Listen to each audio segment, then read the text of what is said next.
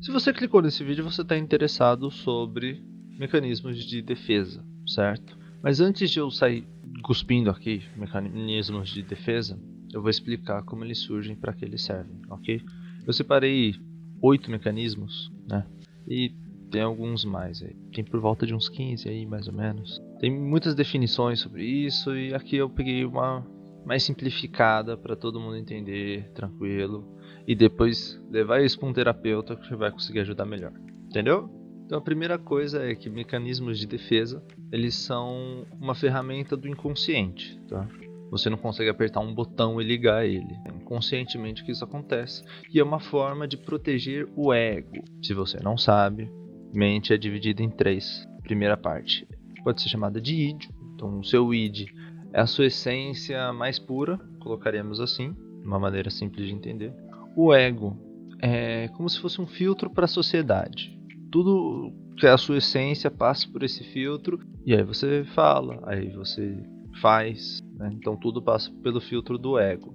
E tem o superego, que é o filtro que você queria ter. Você fala, nossa, eu queria ser isso, isso, isso. Seria o seu superego, seus objetivos, coisas assim. Falando de maneira bem simplória, tá? Então quando algo externo acontece, vai passar pelo filtro do ego e dói, aí ativa esses mecanismos de defesa. Tá? E esse não é um conceito muito novo, né? Vai ter quase não, acho que tem mais de 100 anos aí, não sei, mas tem por volta de 100 anos que meu mano Freud, né? Ele desenvolveu esse conceito e escreveu lá os bagulho. Tá, então por que a gente tem isso, né? Isso é basicamente pra gente não endoidar, né? Então é pra gente sobreviver a traumas, a ameaças, coisas assim, mais voltada à sociedade, né? Então isso vai nos proteger da sobrecarga e evitar situações difíceis, porque geralmente essas situações têm um padrão. E a gente conscientemente não vê esse padrão, mas inconsciente a gente consegue ver os padrões e evitar. E aí que está o uso saudável desses mecanismos de defesa. É quando a mente consegue reconhecer o padrão e usar o mecanismo certo na hora certa, né? Pode acontecer da cabeça não entender muito bem isso daí e usar mecanismos errados toda hora, né? E aí já viu a bagunça. Então depois dessa introduçãozinha básica, vamos começar, né? O primeiro que eu gostaria de falar é o mais famoso: repressão, cara. Pode ser conhecido como recalque também, né? Então isso daí é basicamente quando a gente pega uma memória e some com ela. Então esse daí é tipo top 1 dos mecanismos de defesa da psicanálise, com certeza. E assim, numa pessoa saudável, colocaremos assim, ela não vai lembrar direito dos traumas dela. Tipo, lembra bem levianamente. Ah, eu lembro por cima que era assim. Não vai lembrar de detalhes. Só que a cabeça sabe desses detalhes, né? E aí que tá.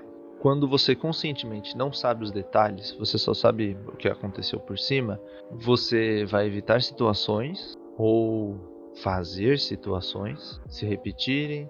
E aí é tudo por conta desses detalhes que você não sabe. Não sabe. Estão na sua cabeça, mas você não os vê. Como se pintasse eles de tinta transparente. Eles continuam ocupando espaço, mas você não consegue analisar eles. E aí quando a cabeça decide pintar de transparente as coisas, né? É como se você andasse pelos seus pensamentos e tropeçasse, batesse o dedinho, sabe? E você não enxerga nada. Puxa, por que eu me machuquei? Por que eu bati meu dedinho? Não tem nada aqui. Mas tem, entendeu? E essa é a diferença entre você reprimir alguma coisa, né? Você recalcar isso, ou você suprimir, né? Você mentalmente, conscientemente pensar naquele trauma, ver os detalhes dele e falar, bacana, deixa eu colocar isso guardado aqui. Quando você faz isso mais conscientemente, você organiza os pensamentos. E aí você não tropeça mais. É como se você colocasse numa estante, em vez de deixar largado no chão. Entendeu? E aí tem um outro famoso aqui, que rapaz, quem nunca fez isso aqui, tá de parabéns. A negação. Quem nunca negou estar numa realidade desconfortável, que negue a primeira pedra. Então, é basicamente o quê? Seu chefe é a pior pessoa do universo. ele faz a sua vida uma desgraça. Mas se qualquer pessoa virar pra você e falar, mano, seu chefe não é zoado demais, mano? Nunca vi ninguém fazer isso. Aí você fala, não, é normal, cara, é assim mesmo. É política da empresa. Você tá negando uma realidade, entendeu? Ou até mesmo com vícios, né? Ô, cara, você não larga o celular, mano? Pô, tamo conversando aqui, vamos conversar com nós. Ah, não, cara, pô, é que eu tô respondendo uma mensagem, nada a ver, mano. Ou até mesmo fisicamente. Você tem aquela dor no pulso. Aí seu pulso tá doendo, sei lá o que. Aí alguém fala, você tá com dor no pulso? Quer que eu te leve no médico, alguma coisa assim, no postinho? Não, pô, é normal, é assim mesmo, é nada demais. Aconteceu comigo por muito tempo. Então, a negação, ela é um pouco mais complicada, porque são poucas as situações que ela vai ser boa. Por quê? Ela mascara a realidade, né? Ela põe um filtro legal em tudo. Então, ela é boa, a princípio, em situações temporárias, né? Então, em vez de ser o seu chefe, vamos supor que é uma visita. Pô, uma visita chata pra caramba. Aquela visita vai ficar umas 3, 4 horas na sua casa. Você se irritar com isso só vai criar um ambiente chato, um climão, vai ficar zoado. Então você negar a realidade e falar, não, pô, essa pessoa não é chata não, ela só teve um dia difícil. Vai te ajudar a essa situação rápida. Mas quando é algo a longo prazo, aí os efeitos começam a ser pior. Que aí você começa a se corroer por dentro, né? Basicamente. Falando de maneira mais poética. Então a negação ela é boa em curto prazo, situações rápidas. E que tem um pouquinho de consciência nisso. Porque aí depois você vai poder analisar o que aconteceu naquela situação e evitar depois. Mas em situações de muito longo prazo, às vezes, pô, uma negação clássica é uma mãe ou um pai que é muito abusivo. Alguém às vezes é uma pessoa ruim de verdade, né? Um adulto ruim. E os filhos não conseguem perceber isso, não conseguem assumir isso por conta da negação. Fica, não, a mãe teve uma infância difícil. Ai, porque ela foi criada assim. Ai, porque ela sofre com tal doença. Ai, porque isso. E aí, tipo, arranja tanta desculpa pra negar as atitudes ruins que acaba sofrendo muito. E assim, te contar um segredo: todo mundo sofreu na vida. Todo mundo tem um problema, um trauma, alguma coisa. Todos os adultos. Então, quando um adulto é ruim, não é desculpa. Pode ter sofrido mais, pode ter sofrido mesmo, mas todo mundo sofreu. Então todo mundo tá aí lutando pra ser gente boa. Quem não é gente boa, não tem desculpa. Então, próximo, um clássico também da psicanálise. Esse daqui é um dos top 3 na minha opinião, com certeza, que é a projeção. É aquela coisa de eu não aceito isso dentro de mim, então eu vou colocar dentro de você. Lá ele. Ai. Então você pode transferir tudo, desde coisas boas até coisas ruins, tá? Você pode transferir qualidades, tipo, você pode ser o maior artista do mundo, você pode ser o Picasso, lá ele de novo. Meu Deus, tá indo pra um caminho meio estranho esse vídeo. Mas tá bom, você é o Da Vinci, pô, desenha pra caramba, faz os desenhos top. E você tem um amigo que desenha junto com você. Tu vai elogiar esse cara e vai se menosprezar muito. Toda sua habilidade você vai achar que tá nele. É um exemplo aí de qualidades. Ou, por exemplo, aquela mãe que queria ter criado os filhos melhor. Agora que ela tá mais velha, ela enxerga os erros que ela cometeu e ela queria ter criado os filhos melhor. E aí ela fica forçando os filhos a ter filhos. Aquela mãe chata que fica, e aí, não vai ter filho não? E aí, quando você vai me dar netinho? E sei lá o que. Porque ela quer ser mãe de novo, né? Então ela tá pegando um desejo dela e jogando pra cima do outro, né? Pode ser nesse caso. Pode ser também o caso de, por exemplo, uma pessoa falou algo que me magoou. Eu tô magoado, mas na minha cabeça eu tô normal. A pessoa que tá magoada comigo, entendeu? Pode ser esse sentimento também. Sempre quando você analisa demais o sentimento dos outros, tal pessoa tá assim, tal pessoa tá assim, tal pessoa tá assim, pode ser que você esteja transferindo tudo, projetando tudo, né? E na verdade esses sentimentos que você tá apontando tá dentro de você.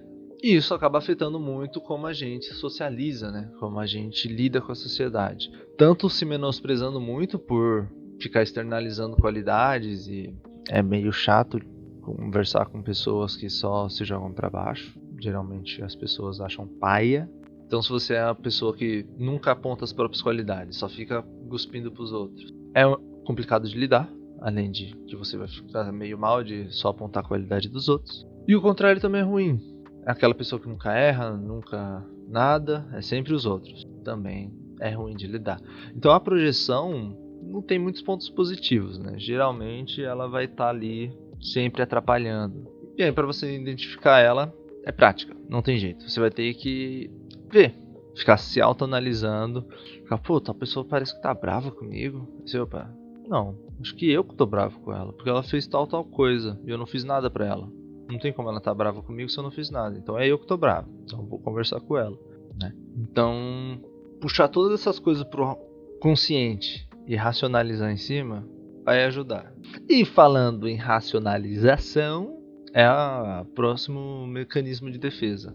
Que é basicamente o meu pior ponto aqui, com certeza. Que é você pegar situações em geral, pegar tudo que acontece na sua vida, juntar tudo e colocar no potinho do ia acontecer assim mesmo.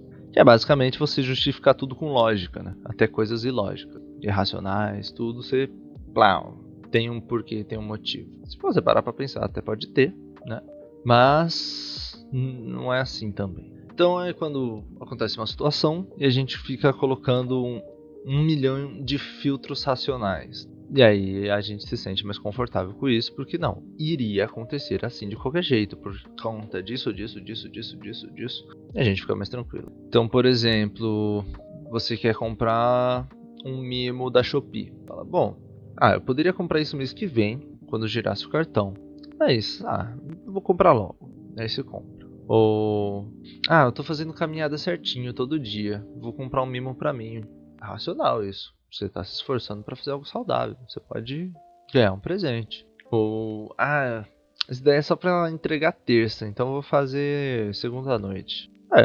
Tá dentro do prazo, né? Aí você acaba procrastinando até a última hora. Ou até mesmo, tô muito estressado, preciso fumar. É racional isso.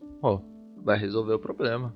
Então quando você pega um problema e põe o que parece ser uma resposta racional por cima, né? Uma coisa lógica, é muito lógico, porque tem um problema, tem uma solução, pronto. Quero algo, tem um motivo, pronto. Quando você junta essas coisas daí, parece que tudo faz sentido, tudo pode, né? E acaba que tudo tem uma justificativa, né? Tudo, a vida é tão simples, é só isso, gente. E acaba gerando problemas de você mascarar outros sintomas seus, como impulsão, como vícios, como estresse, ansiedade. Você acaba meio que mascarando tudo isso porque para você é algo racional, algo lógico. Então, para você solucionar, você vai ter que olhar para si e falar: eu preciso mesmo? Eu tenho que fazer isso mesmo? Faz sentido mesmo? E aí, se você ficar com dúvida, seja sincero com você mesmo. Ficou com dúvida? É a racionalização, é você tentando colocar lógica onde não tem, ou usando uma lógica que te favorece. Então, você está estressado, vou fumar. Mas fumar é a melhor solução? Parou para pensar, acabou.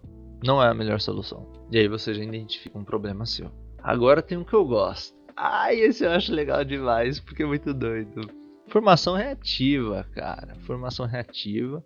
Eu acho que tem outros nomes, eu não lembro agora. Deixa eu dar uma pesquisadinha aqui rápida. Não, pelo que eu vi é formação reativa mesmo, ou formação de reação, né? Uma variação bem pequena. Mas no livro que eu tava lendo, eu acho que tinha outro nome, tenho quase certeza. Mas enfim, isso é basicamente quando a gente usa a carta reverso do Uno. É isso, então vamos para o próximo. Não, brincadeira. É quando a gente expressa, põe pra fora, literalmente o oposto do que a gente tá sentindo. E isso se forma quando a gente diversas vezes vai externalizar algo e isso é rejeitado pelos outros. E aí a gente engole de novo, fica lá dentro. E aí a gente encara esses impulsos, essas coisas como inaceitáveis, elas não podem sair. Então a gente põe pra fora o oposto, né? Um exemplo clássico é quando você é super apegado, tem preocupações, literalmente ama aquela pessoa que você odeia por dentro, ela te faz mal, você quer ver ela morrer, mas tudo isso lá dentro, lá no id, lembra? Lá dentro do id. E aí o filtro do ego dá um 180 em tudo isso. E aí é aquela pessoa que você ama, que você quer estar perto, que você quer cuidar. Isso eu acho que a maioria das vezes acontece com os pais, né? São pais que foram ruins com você.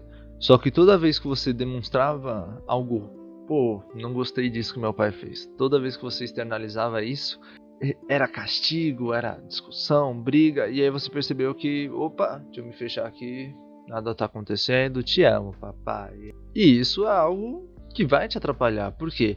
Lá por dentro você ainda tá com raiva, você tá nervoso. Isso é ruim, né? E pode acontecer o oposto. É um pouco mais raro, mas pode acontecer de você gostar muito de alguém, só que você dá os 180 e aí você vai externalizar ódio, você vai perturbar a pessoa. É um que eu tenho aí, mas eu acho que é porque eu sou muito brincalhão. E às vezes as pessoas não entendem minhas brincadeiras, elas ficam irritadas e eu acho engraçado. Mas sempre quando eu gosto de alguém, eu perturbo a pessoa. Mas isso é mais conscientemente. Mas pode ser de maneira inconsciente, você pode ver até em crianças em escolas. Quando menininhos e menininhas se gostam, eles batem um no outro, discutem, se perturba. E aí fica lá os professores, esses daí vão namorar um dia. Um clássico acontecimento. E você identifica essa formação reativa pelo comportamento exagerado, né? Então é normal, né, querer cuidar de sua mãe, de seus pais, com certeza. Mas precisa de 80 exames por mês, tá tudo certo, ficar fazendo check-up toda hora, ficar preocupado com o sapato que a mãe vai usar, todas essas coisas exageradas, pode ser o que você tá sentindo o oposto e o filtro tá filtrando tudo ao contrário. Então, tipo, você tá com tanto ódio, tanta raiva dos seus pais, tá nem aí pra eles, mas vira o 180 e aí você fica super preocupado com eles. E isso com certeza vai gerar um impacto super negativo pro id, né? Porque ele vai ficar tão esmiuçado lá dentro, doido pra gritar e falar o que ele quer, que uma hora ou a pessoa vai explodir ou ela vai se deprimir. Vai chegar ao esgotamento. Então é sempre bom identificar esses padrões exagerados e analisar, falar, pô, sei lá, eu não me sinto confortável com isso. Então eu acho que é mentira, minha cabeça tá me fazendo de louco.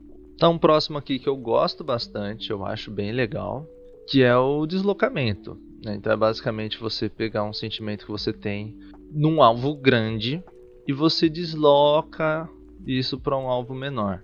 Por exemplo, vamos voltar, sua mãe fez várias coisas ruins contra você criança e você não gosta da sua mãe. Mas sua mãe, não dá pra você odiar sua mãe, porque, né, ela fez um monte de coisa boa também. Então você desloca um pouquinho e acaba odiando sua irmã. É basicamente a sua mãe, né? Ali, semelhanças, rejeitos, tudo é parecido, então você odeia sua irmã. De graça. E aí é quando você percebe literalmente isso. Quando você odeia alguém de graça, não entende o porquê, você começa a trazer isso pro racional. Mano, por que essa pessoa me fez, mano? Não me fez nada, velho. O que tá acontecendo? Quem que essa pessoa me lembra? Trabalhar nisso vai te mostrar que você está tendo um deslocamento aí nos seus sentimentos. Chegando já próximo do fim, talvez o vídeo esteja ficando um pouco longo, agora que eu percebi. Agora nós temos a sublimação. Nossa, essa palavra até é rara no português, hein? Esse daqui é basicamente você pegar um impulso seu, que muitas vezes não deveria existir ou que é ruim para a sociedade, e você transforma isso em algo bom, né? Você melhora, você transfigura, sei lá que palavra. Sublimação é a melhor palavra e é uma palavra difícil de se explicar. Então Freud falava que esse era o mais adaptativo de todos. Qualquer coisa ruim dá para meter uma sublimação. Então, por exemplo, você pode ter uma super raiva interna, um ódio descontrolável, você quer sair matando todo mundo e aí tu vira ator. E aí você pode fazer um vilão que faz isso. Só que faz de mentirinha. Só que você acaba, tipo, usando muito bem esse impulso seu para fazer cenas melhores. E aí acaba, pô, fazendo algo excelente, entendeu? E muitos atores e atrizes têm esse ponto de terem desejos muito inusitados e conseguirem fazer uma sublimação disso para arte. E também com certeza no esporte isso acontece, né? Pessoas que têm uns desejos e conseguem transformar isso num esporte, num trabalho ou até mesmo em arte. Essas pessoas vão ter uma excelência grandiosa nisso, com certeza. E essa sublimação, quando acontece de maneira boa, né, não sumindo com a essência original, né, você tem noção que ela existe e consegue sublimar ela, isso é muito bom. Mas quando você faz isso sem perceber, pode ser que tipo você se sinta vazio, né? Você se sinta só uma casquinha e aí você começa a ter um esgotamento por não saber que você está fazendo isso conscientemente. Então a sublimação mais consciente, ela é boa. Quando você, pô, mano, eu tenho esse negócio ruim, e aí você aplica em outra área e funciona, é algo excelente. Quando você tá numa área e não sabe por quê, pode gerar um desgaste com o tempo, um cansaço mental, por não saber que aquele problema está sendo resolvido, né? Você está fazendo algo no automático, não sabe por quê, aí fica naquela... Então quando você tem um pouco mais de consciência sobre, tá, eu sou alguém violento, vou virar lutador profissional, vou virar personal trainer, vou virar um ator. Quando você consegue pegar aquela essência que pode ser ruim, pode ser prejudicial, e colocar num lugar que é bom, aceito socialmente, você fica muito tranquilo com isso. E eu acho que foram esses os mecanismos de defesa que eu quis trazer. Esse vídeo ficou bem maior do que eu gostaria, mas eu acho que eu vou cortar ele só para ele ficar bom, não vou arrancar nada dele. E como sempre, se você identificou que você tem um e que ele te traz algo ruim, é problemático, por favor, terapia! Nesse caso, terapia psicanalítica, tá? Voltada a traumas, infâncias, desenvolvimento, é o que vai te ajudar, tá bom? E se você viu algum ponto desse vídeo que combina com alguém que você conhece, mande pra pessoa, vai estar a marcação de tempo aí, pode enviar com o tempo certo, ou fala pra ela, olha, tava vendo um vídeo aqui, pô, falando de autodefesa, eu vi isso daqui, lembrei de você, vê se eu não tô louco. E envia pra pessoa. Se você gostou, deixa o seu like. Se você se identificou com algo, quer acrescentar, por favor, a caixa de comentários é toda sua. E é isso, muito obrigado pela atenção, um forte abraço e até o próximo vídeo. Tchau, tchau.